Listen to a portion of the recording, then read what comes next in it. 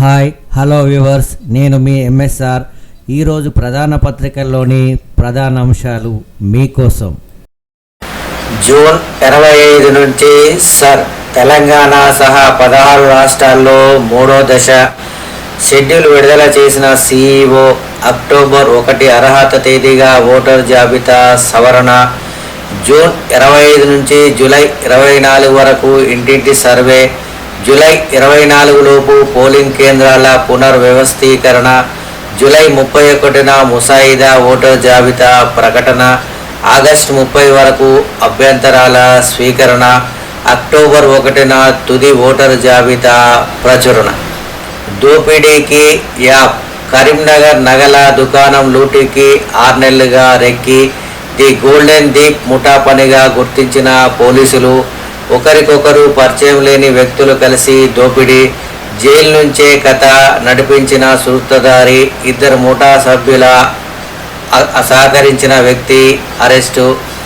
దేశ రాజధానిలో మరో నిర్భయ.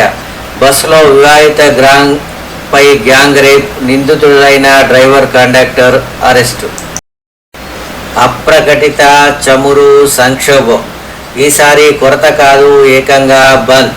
డీజిల్ నిల్వలు ఖతం. హైవేలపై ఎక్కడికక్కడ నిలిచిపోయిన లారీలు.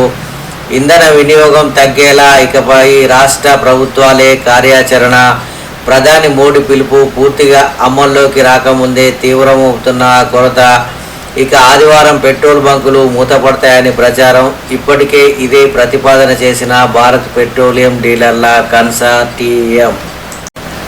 జనగణన నత్తనడక. ఇంటింటి సర్వేకు ఎండల సెగ. ఇంటి నెంబర్ల సమస్యతో గ్రామాల్లో మరింత మందగమనం. యూపీలో గాలి వాన బీభత్సం. పలువురికి గాయాలు. కూలిన ఇల్లు, విద్యుత్ స్తంభాలు, దెబ్బతిన్న వాహనాలు, భారీగా ఆస్తి నష్టం. 114 మూగజీవాలు మృత్యువాత. ఫ్లయింగ్ సాసర్లా ఎగిరిపడిన వ్యక్తి గాయాలు. ప్రకృతి విపత్తులపై యూపీ సీఎం యోగి ఆరా. స్వామినాథన్ కమిషన్ సిఫారసులు బుట్టదాఖలు. పెరిగిన సాగు వ్యయాలకు ఏమాత్రం సరిపోని ధరలు. కొనుగోళ్లతో ఏటా 4,000 కోట్లు రాష్ట్ర ప్రభుత్వంపై అదనపు భారం పడుతోంది. కేంద్ర ప్రభుత్వంపై మండిపడిన మంత్రి తుమ్మల. చివరి గింజ వరకు మద్దతు ధరకు ధాన్యం కొనుగోలులో జాప్యం లేకుండా యుద్ధ ప్రాతిపదికన పూర్తి.